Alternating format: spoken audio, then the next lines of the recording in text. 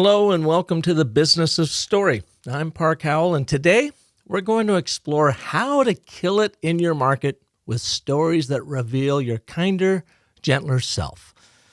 But you're thinking, no way, man. I've got to be tough, aggressive, fend off my competitors, and ruthlessly grab market share. Okay, maybe you're not that extreme, but how kind are you when the going gets tough and every instinct you have says, cling for survival at all costs? Maybe there's a better way, but first, your story marketing moment. The lady was clearly upset. Now, this was about 10 years ago, and it was Mother's Day.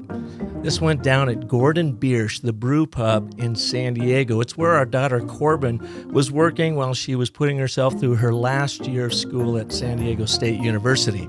And when Corbin showed up to work that day, she realized that they were rather understaffed. In fact, she was kind of alarmed about it. She went to her manager and made mention of it, and he kind of blew it off and said, "Oh, Corbin, women aren't going to come to a brew pub on Mother's Day." Well, he couldn't have been more wrong because she said they were just streaming in. Now, Corbin is one of the most conscientious people you are ever going to meet. So she was busting her tail, running around, trying to take care of all these different tables and just doing her hurry best to keep people happy. But the problem was they were waiting on her more than she was waiting on them, and she knew it. So when she finally took a ticket over to this table of these two older ladies that were there enjoying their Mother's Day by themselves, just a couple there. One of them looked up and she kind of grumbled at Corbin and she said, "We've been coming here for 10 years and this is the worst service we have ever had." Well, you can imagine Corbin was a little bit taken aback, but she understood. She could appreciate and empathize with these ladies and where they're coming from. And so she said the first thing that popped in her mind, and she said, "Well, at least it's been good for 10 years. And that kind of disarmed the whole situation. The two ladies looked at each other and they kind of laughed and they looked at Corbin. And they now empathized with what she was going through and realized it wasn't really her fault and she was trying to do the best she could. Now, in that sort of situation, I think I might have been so pent up that I probably would not have said something maybe quite as kind as Corbin did. But I think about that often because I thought, wow, what a brilliant little customer service move to, disarm the situation. Well, last week, Tuesday to be exact, I had an email from one of my clients, and this was a woman going through my Build a Better Brand Story Sprint. I've been doing 4 of these. I'm on number 4 right now, and she was clearly upset. She and I had been swapping emails for a few days, and I was trying to help her dial in her brand story, and I guess I really wasn't working for her or helping, or nor the system was helping her because she was just getting more and more frustrated to the point that she said this wasn't going to work for her, and would I be kind enough to consider at least a partial refund. Now, folks, in all of my years, I'm talking 35 years in business, nobody's ever asked for a refund on any of our services. And so I was sadly, but gladly happy to give her money back. Sad because I just was bummed out that I couldn't help her. And glad because I just want to make sure that I put my money where my mouth is. So I didn't give her a partial refund. I gave her all of her money back. And I can tell you that afternoon, I was stewing on it. I was just upset with myself. I was thinking, why couldn't I help this person get to where they need to be to clarify their brand story? It's a rigorous process we put people through, but it takes time to really think through it, get out of your generalization head, find your specifics. It literally takes a mindset shift to make this happen. And it can be frustrating if you don't put the time and effort into it or you just don't get the process, and I totally get that. But in all these years, I'd never had to give money back, and I did this time. And as I was sitting there and I was bummed because I didn't help her, I thought about Corbin in that day in Gordon Biersch. And all of a sudden a calm came over me and a smile, and I kind of laughed to myself. And I thought, well, at least my story cycle system has been good for 10 years now. So that's my story marketing moment for you today. When you find yourself maybe under fire or getting defensive, or you just were not able to help or serve that customer sitting across from you that day, take a deep breath, find some humility, and lead with understanding, empathy, and kindness. And then I think both parties win in that transaction.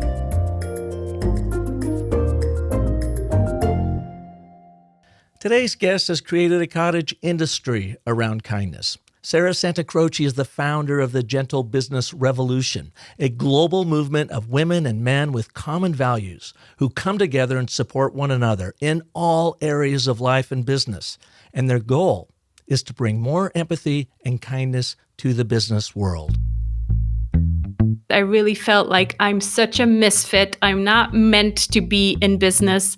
I am too nice. I am too gentle. This is just not working for me.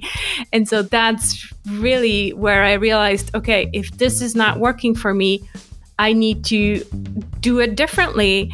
And I also, at that moment, I felt the calling to be the leader for people who are like me. Sarah is the author of the new book, The Gentle Marketing Revolution. Grow your business your way with kindness. And she's also the host of the Gentle Business Revolution show. It's a podcast that features guests who are building sustainable businesses, not just to create wealth for themselves, but to make a positive impact in the world. Sarah began her consulting career in 2008 as a LinkedIn expert, helping her clients show up as their authentic selves. She has since built this global movement in step with the B Corp tagline of using business as a force for good.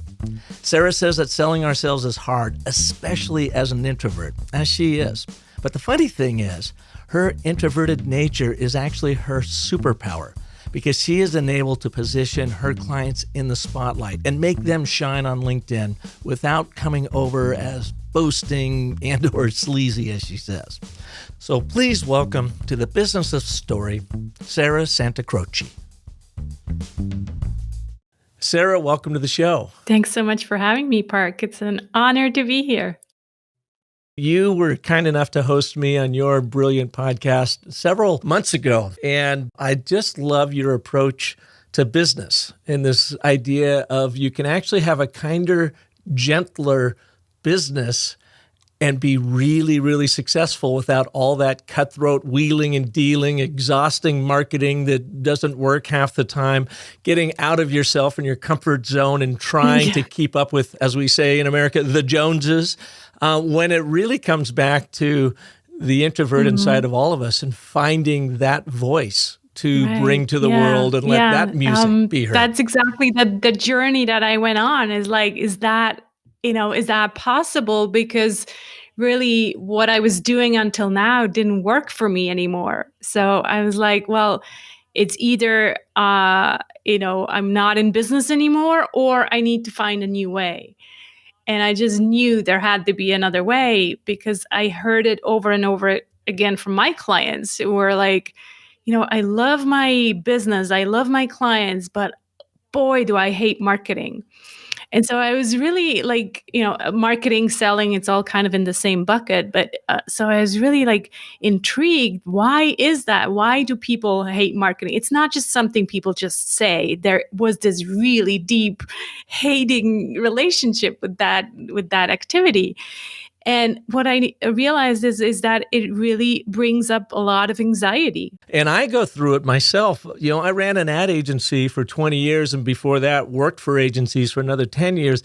And I found it was easy and non-anxiety driven marketing sales that we did for our clients. And when you're doing it from someone else, it seems like it takes you out of that spotlight and that anxiety goes away and you can really work from your most creative form. I mean, even when I'm working with like brand story development for customers or I'm working with their sales team on teaching them about story, I am in my absolute element, Sarah.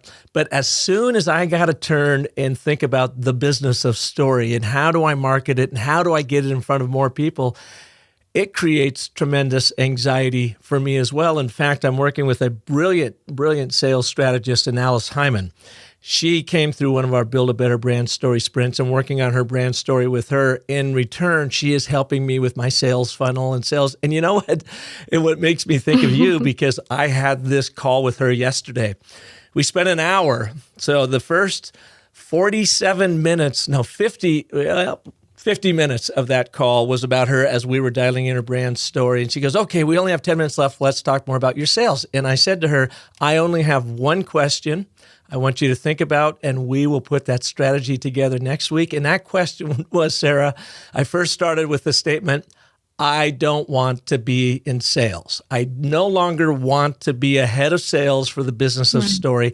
I just want to do the work. So how can we set that up? And you know what? A tremendous relief came off my shoulders because I realized that I don't have to try to be chief of sales and chief of story all at the same time. It sounds Is that very kind of what you went through? similar. It's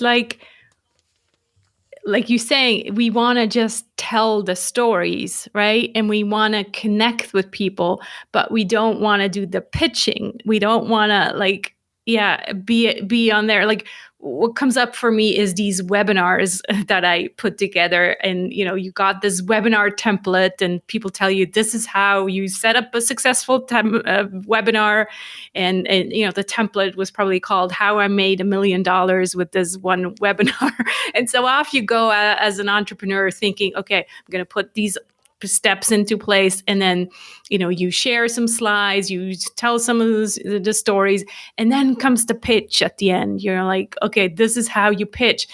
And just like just thinking about this, I'm like, oh my God, like I can't believe I actually did that. But yeah, as entrepreneurs, we just see the gurus and we think, okay, that's how it's done. But it just feels so fake and inauthentic that people can tell it's fake and inauthentic. It just doesn't come over as, gentle, because we feel like we're just following the steps. And yet, we hear it over and over again. Here's the success template, follow these steps, and you will have success in your business. And that's and you shared with me one of the things that you did in the email conversation that we had, and like one of these how to get clients programs, and then here's the templates and here's the emails you send out and all of that. And that's why people hate marketing, because it doesn't feel good to them. It's not aligned with their values. Sarah, that program you're talking about, that platform, I'll tell you, it's Clients on Demand. And I paid a lot of money to do that in November of 2019. And I went through it, very arduous. And I think it really works for a lot of people. Don't get me wrong. But as soon as I got through it, it took me about 6 weeks to put everything in place. And when I did that first webinar that I pushed out and streamed it, you're exactly right. It wasn't me. Yeah, and I think the problem with the programs is that they think that they have to sell you the whole package, telling you step by step and each little detail. A while ago, when I was talking to Chris Brogan on my podcast, he said, Marie Forleo created these templates for people to reach out to podcasters or whomever they want to get on their show or get some kind of feedback from. And so he kept getting these email templates that sounded exactly like, and he knew after a while, oh, that's Marie Forleo's template. Oh, that's Neil Patel's template. And so he was like, it's very nice of Marie Forleo to create these templates, but she didn't mean for you to just copy paste them. She meant for you to give you, like you said, the architecture, the structure, but then you have to bring in your own voice. You have to bring in your own story, and you really need to give yourself permission to bring more of you to your business. And often people are like, what do you mean more of me? That people don't want to hear about me. And I'm like, no, actually they do. They don't want to hear about how successful you are and how many $millions you made. That's not what is the most interesting part, like the accolades and what we're told to do at the beginning of the webinar. Oh, let me tell you a bit about, no, that's boring. But what they do want to know is about your values, your worldview, what you're passionate about, your purpose and all of these things. So they do actually want to know so that they can relate. Marketing is about relations and about connection, but they're not what creates anxiety, another thing I notice what creates anxiety is what I call wealth signaling. So if we're telling people, here's how I made $1 million with this webinar template, use it and you'll, be a millionaire as well. That creates anxiety because I basically feel like a loser that even though I'm now applying this template, it's not working for me. So there must be something wrong with me. And so you're creating this base of anxious clients. They're not going to be the ones, that can share successful success stories with you because they're deep in the state of anxiety. They're also not going to be the ones referring more people to you. So you're in this constant hustle business because you lose these clients again because it's just not sustainable. Absolutely. And I'll go back to clients on demand is they do say, do it exactly like this. I mean, do exactly what we tell you, write your email exactly like this. And maybe I took it too much to heart, but they are pretty strong on how you should go to the world. And I learned a lot in that process. I just learned it wasn't for me. So let's learn more about you. Sarah, what is the primary business that you are in and who do you help? So really, what I built over the last 12 years is an online LinkedIn consulting business. So I specialized in LinkedIn, helping my clients position themselves as experts on the LinkedIn platform. What I'm doing now is I'm transitioning into a business that is all about gentle marketing. And when you transition, that doesn't mean you just forget all of what you've done in your past life. I'm still going to be consulting with some of my clients about LinkedIn, but what I see my mission as now is really to bring more empathy and kindness to the business world, and helping my clients look at this different paradigm that we're really heading into, a different paradigm about business, a different paradigm about marketing. So that's, the new outlook. And you work with businesses around the world. You're a B2B business services provider then and just help. And do you have any particular industries that you specialize in? I work mostly with online entrepreneurs. So that is kind of the if I think about the book that is coming out, The Gentle Marketing Revolution, I have two main readers. The first one is entrepreneurs. So these are most of the time, solopreneurs, consultants, coaches that have built a business partly online, partly not. And then the second kind of audience or reader for that book is what I call a marketing impact pioneer. So that is someone who's working in a small business. So they're employed, they're in marketing, and they just know intuitively that marketing, the way they do it in their company, is broken, that they're not really connecting with their ideal client anymore. They're just kind of walking in the dark and doing things that they've always done, but they know that there's a better way to market that is kind of community oriented, that is, leads back to the human connection and really, value oriented and purpose oriented. So it all starts with the why. Is it fair to say that you are somewhat of an extreme introvert working on the world stage to help getting people noticed and connected on LinkedIn? Extreme introvert. Yeah, I definitely identify as an introvert. So I've always been very open about that. My first podcast was called the Introvert Biz Growth podcast. And what I'm good at as an introvert is shining the spotlight on other people.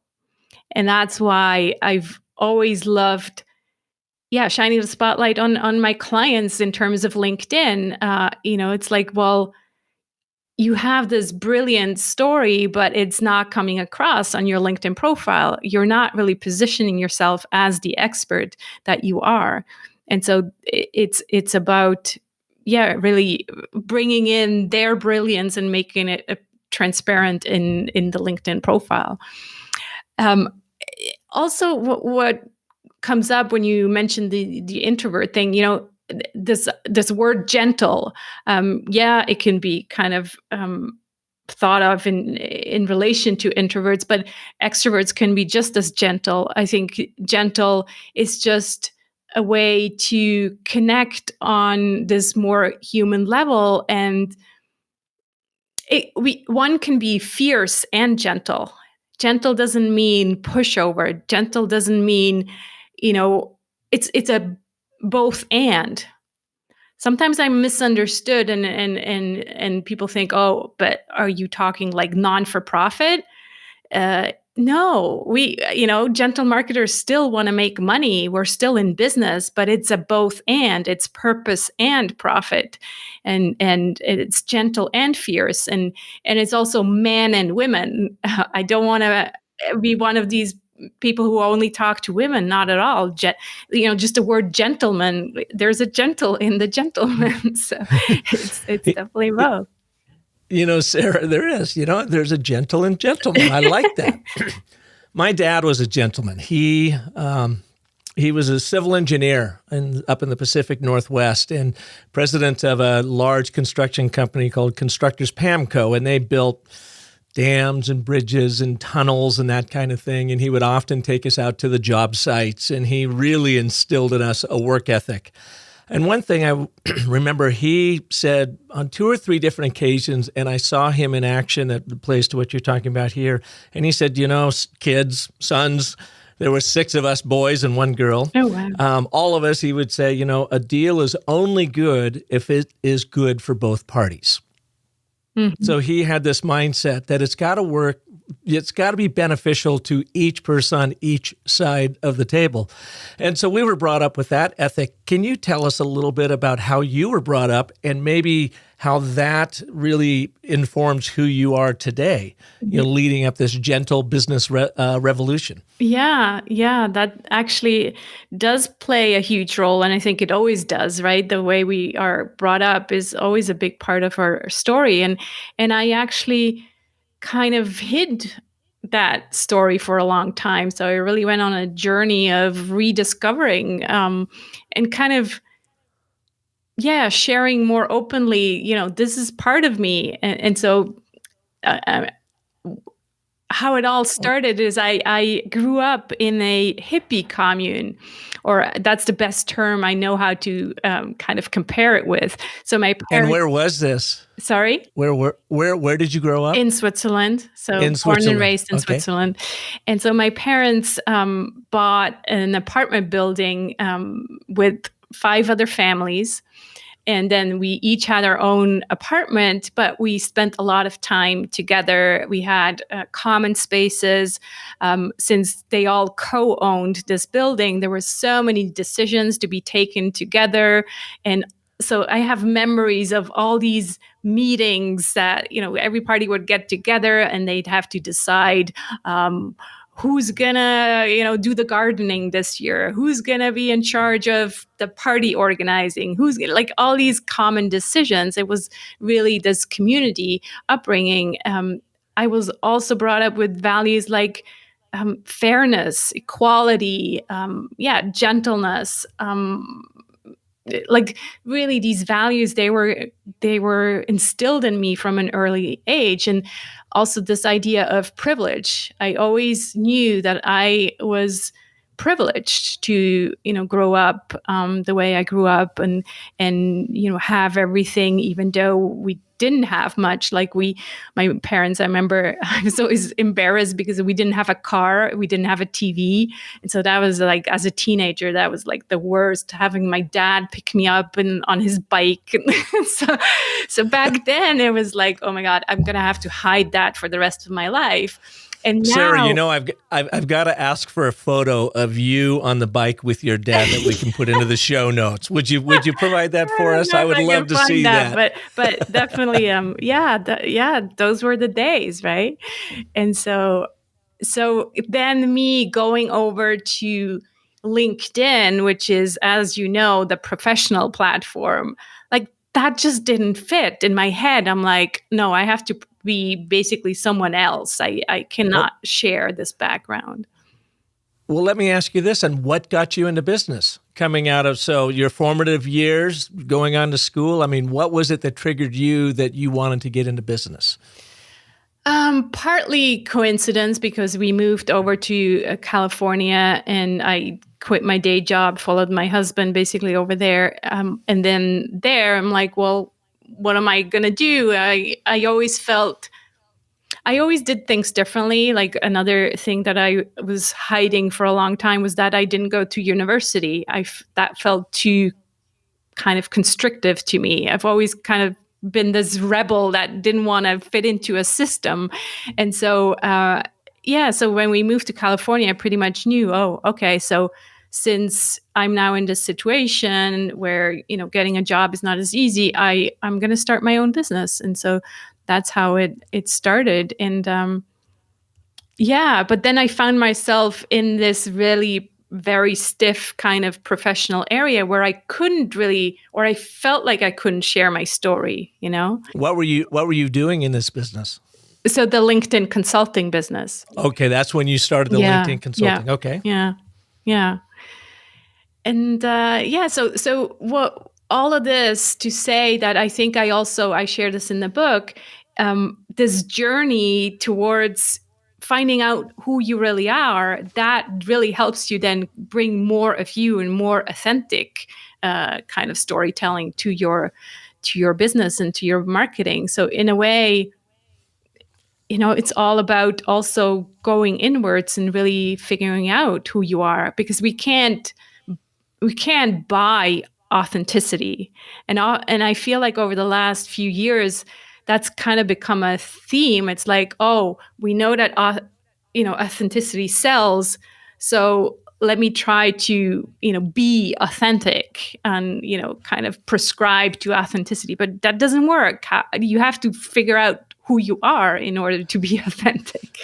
Sarah, I did something on New Year's Eve in preparation for 2021, and I went into my about section on the business of story. And I had been like challenging myself for a year to do this, and I finally got the guts to do it. Talking about authenticity, I started, and I tell my story starting with a picture of me 3 years old in a footy sleeper pajamas, standing outside our home in Bellevue, Washington, with a box of Twinkles cereal in my hand.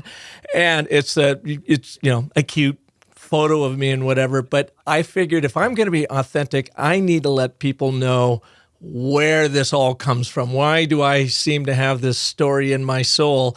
And ironically enough, when I found that picture earlier in 2020, I sent it to my buddies up in the Seattle area, and one of them went online to look up Twinkles because they'd never heard it before. And wouldn't you know, it's the sugar-coated stars in the storybook package. What are the chances of that? But what I Wow. did with the About section is, instead of talking about everything I've done in business, I said, here's how I got into business, and here are my formative years, and here's what has worked and what hasn't worked for me, and now here's what I'm doing today. And I put it out there, and I've had some people push back thinking, well, Park, maybe that's not as professional as you need to be. But I have had so many more comments of people saying, this is so great. Why didn't I think of this? I'm going to have our clients start doing this. But it's going to what you are talking about, is you can't buy authenticity. And I think we all try to do that because it's scary to be authentic. And of course, Brene Brown says, be vulnerable and all of this. And you hear it over and over again. But why do you think so many of us, the vast majority of us, are unwilling to truly show that authenticity and be vulnerable in front of folks, especially prospects and customers? I think it has to do with with confidence and with courage and with being afraid of, yeah, being called out and compared to. We're all, the what comes to mind is comparitas. We all always compare ourselves with others. And so what you're saying, that some people commented and said, well, this is maybe not as professional. Well, obviously they're comparing your story with all the other professional looking, about pages, and yours stands out. And so it's different. But I really actually encourage my clients. I use this kind of fun theme in the book about sheep, and I tell them, don't be a sheep, be different, dare to be different. And I think if we can really come together and say it's okay to be different, that's when we find the courage to share our stories, and not with this agenda of selling more just because we know authenticity is what people are looking for, but with the idea of really connecting with your ideal clients. Like this shift, what happened for me in this shift is that now I feel like instead of clients, I have a bunch of girlfriends and guy friends, and it's just hanging out, and it's just fun rather than having to pretend to be someone I'm not. Sarah, I just saw this quote from Seth Godin. I'm sure you know who Seth is. Everyone knows who Seth is. And I thought it was really interesting. It stopped me so much so that I actually did a screen grab and put it up here, pulled it up, and it just said this: I think being noticed is way overrated. It is enormously unimportant. You need to be trusted by the smallest viable audience. Right. You need to give the smallest viable audience something to talk about. Right. And now I just connected those two dots because I saved this from yesterday, and what you're saying right now. Do I have it right that you essentially are saying kind of the same thing? Is don't worry about who you push away. Don't worry about who you repel. Be yourself and find that smallest viable audience that trusts you and is going to be there for you through thick and thin. And oh, by the way, is going to refer more people into you. And that smallest viable audience is going to become a little bit larger, but you are not for everyone. Yeah. And to remember that, right? Yeah, totally. Yeah. And it's such a liberation because all of a sudden you feel so much freer and there's no more constraints because you can really just be yourself. And that sounds so cliche, but again, it's not easy to get there. It's really not easy because there's so many limiting beliefs that you're thinking, oh my God, what are people going to say, right?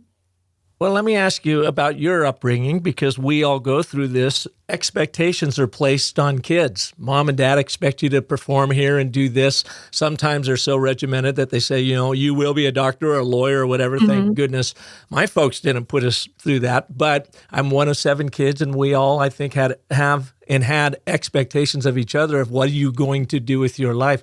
When you were being raised, as you were in this very interesting sort of commune approach, did that community put expectations on you and the other members that impacted how you grew up, or was it more expectation free? And the reason why I ask that is because it's those stories that we often live into, the expected stories from other people versus our true authentic path. Mm-hmm. There was no expectations in terms of career or anything like that. I grew up with a lot of freedom. Sometimes I always almost joke that I had too much freedom. Like I was always the one who had the latest curfew, who had the most freedom, and my parents really raised me as a responsible human being, and the focus was on the human being. So they wanted me to be a good person, right? A good person with good values. Which I only now realize how beautiful that is and how many benefits there are to it. But it was almost like I had so many opportunities that I then didn't know which way to go, in a way, right? I feel like I went into business because my grandma was in business. She was the business person as well. And she had a restaurant. She was like a really good business person, had how do you call it? Investments, housing investments and things like that. Mm-hmm. So real estate investments. Yeah, real estate. That's the word I was looking for. So the housing works too on this show. You can use any words you like here on the Business of the Story. But can switch to French or German if you like. Oh yeah. No, I'm not that sharp. I can't keep up with you on that area. Yeah. Sarah, what has this meant for your business? Well, no, I'm going to hold that question. We're going to get to that question. I want to go to one last one. So you moved to California, you get into business for yourself. You are now on LinkedIn and you're coaching and teaching people how to do this, but you were saying it wasn't feeling authentic for you. You were also trying to build your business. So you were investing in a lot of these training programs and build your funnel and all that, and that wasn't working for it. Do you recall the exact moment when you said, this is not for me, I am on the wrong path, I'm stopping this, and I'm starting what I truly believe in? Yeah. Can you take us to that moment? Yeah. That happened on a ugly armchair in a therapist's office, believe it or not. And I really remember it because I basically broke down in tears and told my therapist, it's so freaking hard to be different.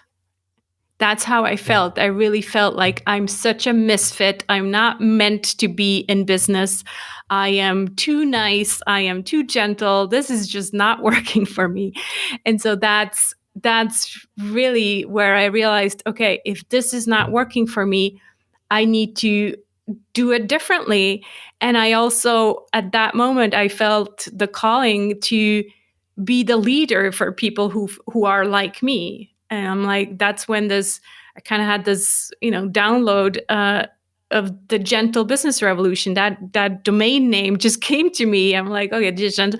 I looked it up and it was available. And I'm like, okay, that's what I'm supposed to be building, creating, and then from there, I went into, okay, how do I start this? And where I really felt like I can make a difference is marketing. So then from the Gentle Business Revolution came the Gentle Marketing Revolution. But yeah. You know what is so fascinating about this to me, and believe me, I am no psychologist, although I quite often play one here on the Business of Story, is you grew up in this very interesting, different, gentle type of communal community that really enabled you to be the human being, stress kindness, and go and do your thing, Sarah. And then you come over to America, you start your business, and it almost feels like, from what you've told us, is now it pushed you into a whole new arena that just wasn't you, nor you were comfortable with, but you felt like, to keep up with all the other competitors in your life and in your world, that you had to follow how they did. So you were literally buying into the system, even though your whole upbringing was completely outside of the system. You got and it. Then it sounds like that ugly, dark armchair, you, as Joseph Campbell would say in a story, came to your darkest moment, or the dark hour of this particular narrative breaking down, you said, and crying, but then you had this epiphany. That's and you just, this is what I am supposed to be doing. And so now you're doing the Gentle Business Revolution. Can you tell us about that? What is the Gentle Business Revolution? How do you provide it, and how can people take advantage of it?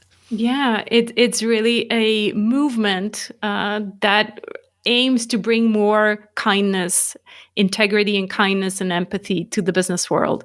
So it's a way to rethink and question all our assumptions regarding business, and how we thought business has to be, and how we thought marketing has to work, and really just rethink everything and say, well, who says, who says I have to do it? Who says the about page has to be a certain way? What if I, brought in some really personal things? What if instead of using templates, I, come up with my own things? And so really just questioning everything that we know about business and marketing. And I feel really supported in the book. So the book is called The Gentle Marketing Revolution. So I went from business to saying, okay, where I want to start is marketing, because that's really where I felt like so not at ease. And that's where my clients kept telling me I hate marketing. So I'm like, okay, let's start with marketing.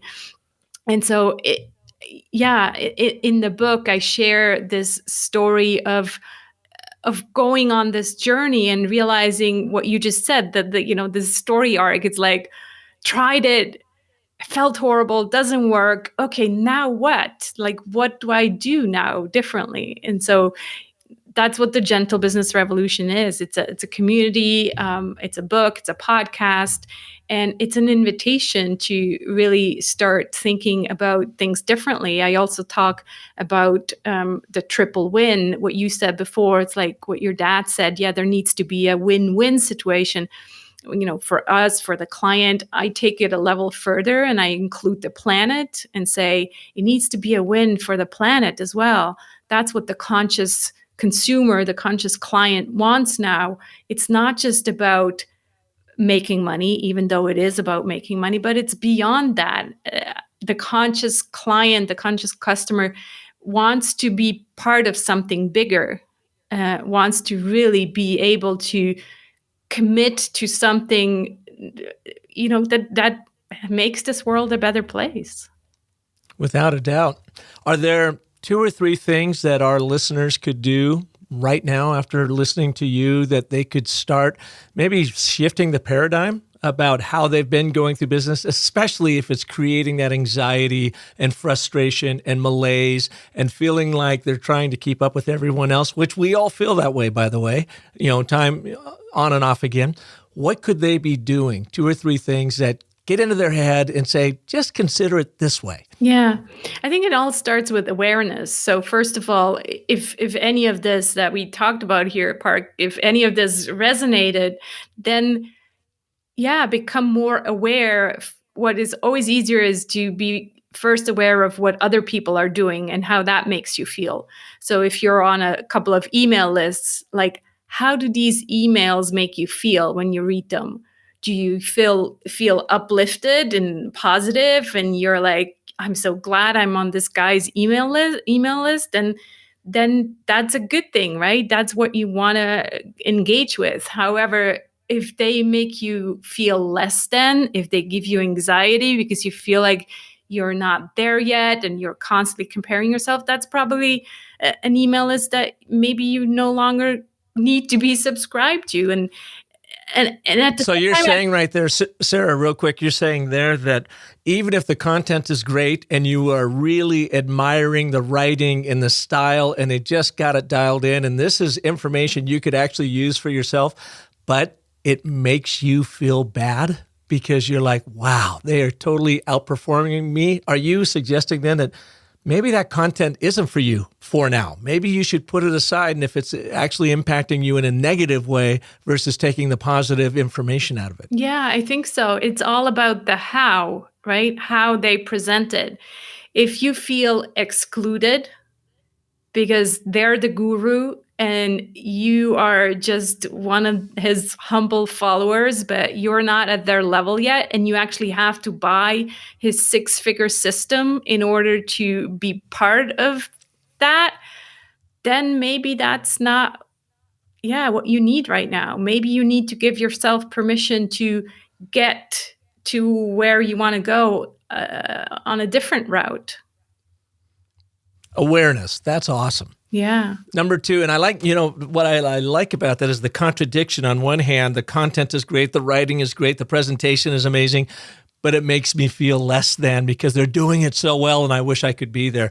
On the other hand, then is, well, that's all right. Maybe that works for them, but go and do your own thing. Try it your own way and see what works and what doesn't work. Yeah, So exactly. what about number two? So we've got awareness. What else should we be doing? Yeah, the other thing, let me think. I just had it and now it left again. I'm sorry, I interrupted. Yeah, what was I gonna say? Oh, yeah, thinking of like your marketing activities. So for now, we looked outside and what other people are doing. Thinking about your marketing activities and kind of going through them, and often what I notice with my clients is they're overwhelmed because they're doing so many things, right? So just looking at these different marketing activities that you're doing and saying, well, which one gives me the most joy? And focus in on that. So I talk about the gentle marketing superpower, really figuring out now, once you've gone on this journey to figure out who you are, you will know what lights you up as an introvert, what lights me up is having my own podcast and having conversations with you on other people's podcasts. That lights me up because we can go really deep, and it feels authentic to me. Where having my own YouTube channel, no thanks, that's just not me. So really going deep into that and figuring out, well, what lights me up and what doesn't. So really paying attention to that. When is your book available? The book comes out on February 17th. I'm kind of doing a gentle launch. There's a week, an international week called the Random Acts of Kindness Week during that week, starting February 15th. So I thought, typical introvert style, I'm like, oh, let's shine the spotlight on kindness, and I'll just be kind of the book will be the sponsor of these of this special week. So I'm hosting some special episodes all around kindness during that week. And that, again, I had to really think about that. How is a gentle marketer going to do a gentle book launch? It had to be different. And so that's what I came up with. That's wonderful. This show is going to come out on or about February 15th. Wonderful. So as they're listening to it, they'll be a part of the Random Acts of Kindness Week. And I hope in listening to this, our listeners will think this is a random act of kindness, because your timing couldn't be better. And I think it speaks to the universe saying, Sarah, you're on the right track, and more people need to hear about your story. They can also participate in one other thing. Don't you have some sort of gentle revolution community that you have built that people can connect with? It's called the Gentle Business Circle. So that's my community that is growing, and it's basically a way to connect and have these conversations around gentle business and gentle marketing and paradigm shifts and all of that. And for me, it's a way to support the podcast. So it's a monthly call, and just what I love about it is really the community aspect of it as well. So I'm not teaching anything on these calls. I'm just holding the space. And as a community, we find solutions for a better way to market our business. And I would imagine you have people from around the world that participate in that? That's right. Yeah, that's part of the fun, to really see, people from all over the place. Where can people learn more about you? Where will they be able to get your book? And if they're interested in signing up with the Gentle Business Circle, where do we send them? Yeah, so there's my main site, sarahsantacroce.com. I won't spell it. You put it in the show notes. You got it. And then the gentlemarketingrevolution.com/book. That's where the book can be found. Or by the time this episode comes out, it'll be on Amazon as well. I self-publish it, so it's on Amazon mainly. And the podcast is called The Gentle Business Revolution, and you'll hear me talk about the circle there. So I suggest you just listen to a few episodes, and then why not join? I will spell your name for everyone. Santacroce, which is Italian for Holy Cross, correct? That's right. So it is perfect for what you do in the gentle business world. Sarah, with an H, Santacroce, SANTACROCE.com. Thank you. Sarah, it's just been an absolute pleasure to have you here. And by the way, over the last 45 minutes, I've been looking over your shoulder at that beautiful outside, which started with this aqua blue sunset light on the snow in Switzerland, and now it's totally dark. And that white, what would you call that shade over it? That lace shade with the diamond down below it? It's absolutely beautiful. Thank you. I think it plays to your personality and what you're doing in the gentle business world. I had never thought of it that way. It's interesting. Yeah. Thank you for being here. Thanks so much for having me, Park. It's been a delight.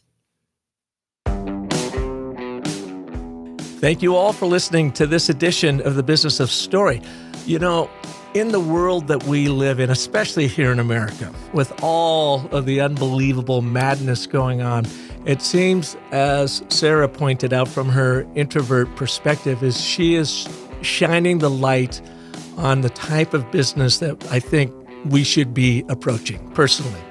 Gentle, kind, create not win-wins, but win-win-wins, as she talks about.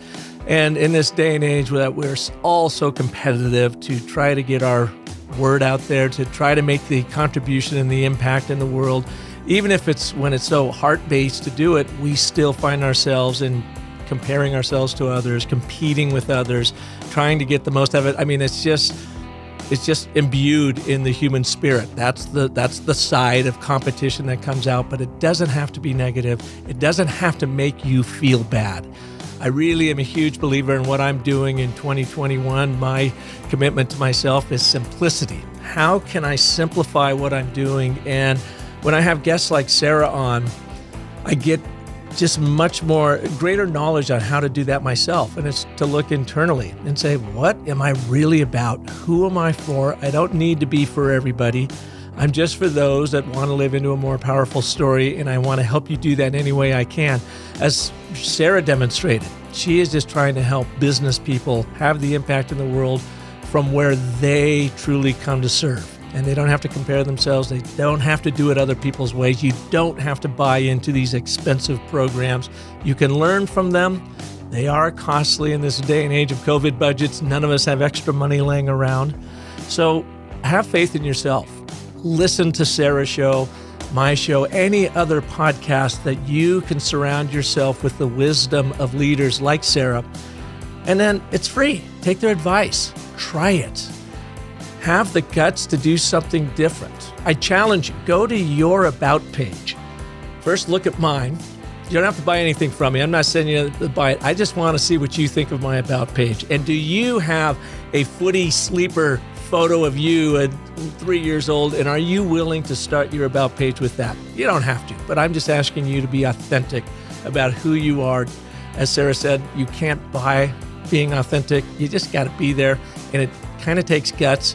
And I got to tell you, I still wake up sometimes thinking, did I do the right thing with that About page? But it's fun. It's tell your story. Anyways, if you liked what you heard today, please share this with your world. Share it with friends, family, colleagues, or anybody you know that's kind of searching about trying to figure out how do they really show up day in and day out. And if Sarah can shine a light on you, then by all means, go check her out at Santacroce.com. If I can help you tell your story, visit me over at The Business of Story. Listen to more of our shows. Continue to share this particular program. Buy my book, Brand Bewitchery, How to Wield the Story Cycle System to help you craft spellbinding stories for your brand. It comes from my heart in teaching you how to live into and prosper from your single most powerful story. And that is the story that is uniquely your own. So with that, I hope you'll join me next week when we will have another amazing story artist right here like Sarah, who will help you find your story and place in the world if you're searching for that.